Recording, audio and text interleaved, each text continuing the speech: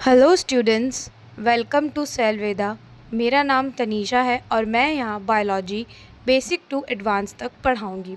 तो चलिए वीडियो को स्टार्ट करते हैं। आज का हमारा टॉपिक है माइटोकॉन्ड्रिया। माइटोकॉन्ड्रिया एक डबल मेम्ब्रेन बाउंड ऑर्गेनल है जो कि यूकैरियोटिक सेल में पाया जाता है। इसे power house of the cell भी कहते हैं। इसका मेन फंक्शन एटीपी का प्रोडक्शन करना होता है। अब इसे power house of the cell क्यों कहते हैं? क्योंकि ये एटीपी को प्रोड्यूस करता है। ATP is the form of energy required by our cell. हमारे सेल को कोई भी फंक्शन परफॉर्म करने के लिए एनर्जी की ज़रूरत होती है और वो एनर्जी माइटोकॉन्ड्रिया प्रोवाइड कराता है in the form of ATP. इसलिए इसे power house of the cell कहते हैं। इसकी डिस्कवरी रिचर्ड ऑल्टमैन ने की थी इन 1890, पर इसे नाम माइटोकॉन्ड्रिया कार्ल बेंडा ने दिया था इन 1898। अब अपन इसके स्ट्रक्चर की बात करते हैं। ये डबल मेम्ब्रेन स्ट्रक्चर है जिसकी दो मेम्ब्रेन है। First is outer membrane and the second is inner membrane. Outer and inner membrane के बीच के स्पेस को इंट्रा मेम्ब्रेनस स्पेस कहा जाता है। इनर मेम्ब्रेन जिस स्पेस को सराउंड करती है उसे मैट्रिक्स कहा जाता है। माइटोकॉन्ड्रिया के पास खुद का डीएनए और राइबोसोम होता है। इसके पास जो राइबोसोम होता है उसका टाइप होता है 70S, which is a type of prokaryotic ribosome. अब आप माइटोकॉन्ड्रिया का स्ट्रक्चर देख सकते हैं जिसमें आपको इसकी outer membrane, inner membrane, inter membranes space, matrix, ribosome, उसका खुद का डीएनए और एटीपी सिंथेस जो एटीपी बनाने का काम करता है वो दिख रहा है। अब हम बात करते हैं इसके आउटर मेम्ब्रेन की, जो कि स्मूथ एंड परमिएबल होती है। मैंने अब तक आपको जितनी भी वीडियोस पढ़ाई उसमें मेम्ब्रेन सेलेक्टिवली परमिएबल बताया। सेलेक्टिवली परमिएबल जो छलनी जैसी होती है, जो कुछ मॉलिक्यूल्स को ही अंदर जाने देती है, और परमिएबल का मतलब होता है जो सब मॉलिक्यूल्स को अलाउ करती है। तो जो माइटोकॉन्ड्रिया की आउटर मेम्ब्रेन होती है वो स्मॉल मॉलिक्यूल को अलाउ करती है टू पास फ्रीली, बिकॉज इसके मेम्ब्रेन पे एक प्रोटीन प्रेजेंट होता है जिसका नाम है पोरीन। पोरीन प्रोटीन पोर्स जैसे स्ट्रक्चर होते हैं जो गेट की तरह काम करते हैं और ये हमेशा खुले हुए होते हैं। ये कोई भी स्मॉल मॉलिक्यूल या आयन को ईजीली पास आउट कराने का काम करते हैं। इसकी इनर मेम्ब्रेन जो कि हाईली फोल्डेड होती है और ये क्रिस्टे नाम के स्ट्रक्चर बनाती है। It is impermeable to most molecules. Outer membrane permeable होती है, वो स्मॉल मॉलिक्यूल्स को इजीली अलाउ कर देती है, जबकि इनर मेम्ब्रेन इम्परमिएबल होती है टू द मोस्ट मॉलिक्यूल्स, या फिर अपन इसे कह सकते हैं सेलेक्टिवली परमिएबल।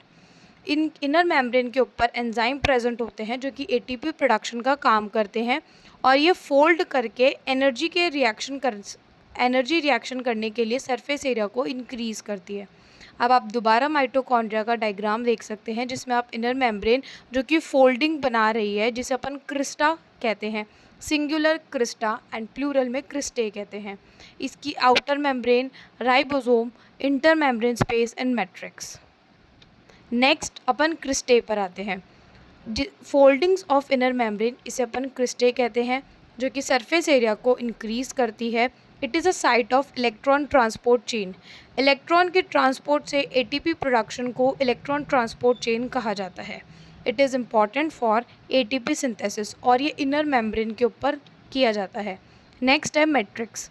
जैसे कि एंडोप्लाज्मिक रेटिकुलम में ल्यूमेन प्रेजेंट था, सेल के अंदर साइटोप्लाज्म होता है, न्यूक्लियस के अंदर न्यूक्लियोप्लाज्म होता है, वैसे ही माइटोकॉन्ड्रिया के इंटरनल स्पेस को मैट्रिक्स कहते हैं, जिसके अंदर माइटोकॉन्ड्रिया का डीएनए प्रेजेंट होता है, राइबोसोम प्रेजेंट होते हैं और क्रेब्स साइकिल करने के लिए एंजाइम प्रेजेंट होते हैं। तो etc electron transport chain mitochondria के इनर मेम्ब्रेन पर की जाती है, जबकि क्रेब्स साइकिल माइटोकॉन्ड्रिया के मैट्रिक्स में की जाती है, और ये दोनों ही रिएक्शन एटीपी प्रोडक्शन का काम करती है।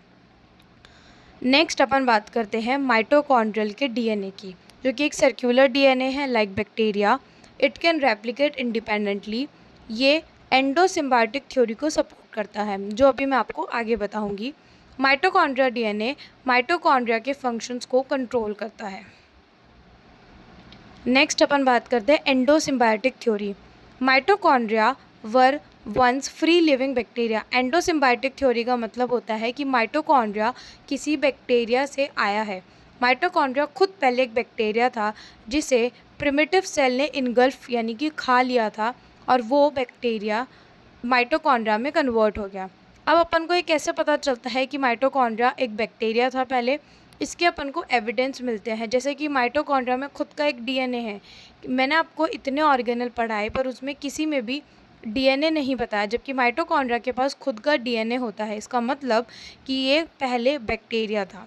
ये डबल मेम्ब्रेन होता है और इसके जो राइबोसोम है वो 70S टाइप के होते हैं, which is similar to prokaryotes.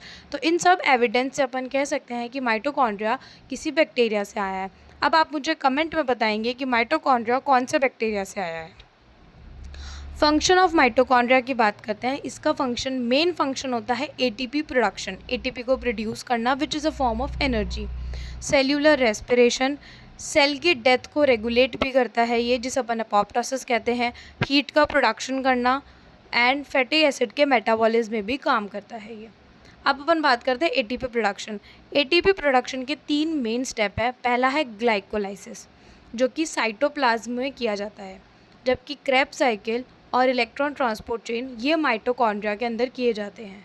ठीक है, ये तीनों ही एटीपी प्रोडक्शन के टाइप है या स्टेप कह सकते हैं अपन इसे, जिसमें से ग्लाइकोलाइसिस साइटोप्लाज्म में होता है, क्रेब्स साइकिल माइटोकॉन्ड्रिया के मैट्रिक्स में की जाती है और इलेक्ट्रॉन ट्रांसपोर्ट चेन माइटोकॉन्ड्रिया की इनर मेम्ब्रेन पे की जाती है। अब इसकी बात करते हैं नंबर एंड डिस्ट्रीब्यूशन की। माइटोकॉन्ड्रिया के नंबर डिफरेंट सेल में डिफरेंट टाइप के होते हैं। ऐसी सेल जो ज़्यादा काम कर रही है उनमें माइटोकॉन्ड्रिया के नंबर ज़्यादा होते हैं, क्योंकि ऐसी सेल्स को एनर्जी की डिमांड ज़्यादा होती है। जैसे कि muscle cell and nerve cell, ये ज़्यादा काम करती है तो इन्हें ज़्यादा एनर्जी की ज़रूरत होती है और ज़्यादा एनर्जी बनाने के लिए इनमें ज़्यादा माइटोकॉन्ड्रिया प्रेजेंट होते हैं as compare to normal cell. यहाँ पे मैंने कुछ शॉर्ट क्वेश्चन दिए हैं जिनके आप आंसर कमेंट बॉक्स में ज़रूर कीजिएगा। अगर आपको वीडियो पसंद आई हो तो लाइक, कमेंट एंड शेयर ज़रूर करें। ऐसी वीडियोस और देखने के लिए चैनल को सब्सक्राइब करें। और अगर आपको बायोलॉजी से रिलेटेड किसी भी टॉपिक पर वीडियो चाहिए हो तो उसे कमेंट में लिखिए। Thank you for watching.